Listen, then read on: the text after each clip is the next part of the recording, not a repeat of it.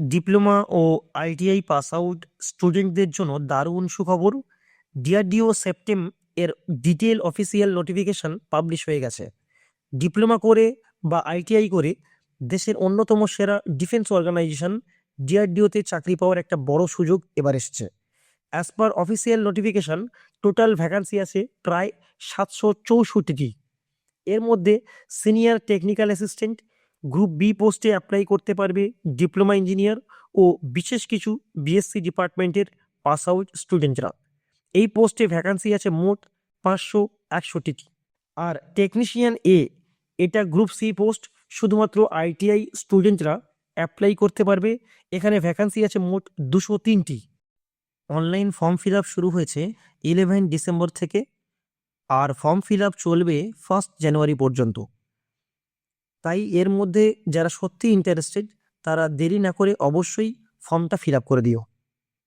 বিশেষ করে আমার কম্পিউটার সায়েন্স ও ইলেকট্রনিক্স ডিপ্লোমা পাস আউট যে স্টুডেন্টরা, তোমাদের জন্য এটা একটা বড় সুযোগ। কম্পিউটার সায়েন্সে রয়েছে 160টি ভ্যাকান্সি, ইলেকট্রনিক্সে রয়েছে 111টি ভ্যাকান্সি, মেকানিক্যালে রয়েছে 127টি ভ্যাকান্সি। বুঝতেই পারছো, কম্পিউটার, ইলেকট্রনিক্স আর মেকানিক্যাল ব্রাঞ্চে সুযোগ সবচেয়ে বেশি।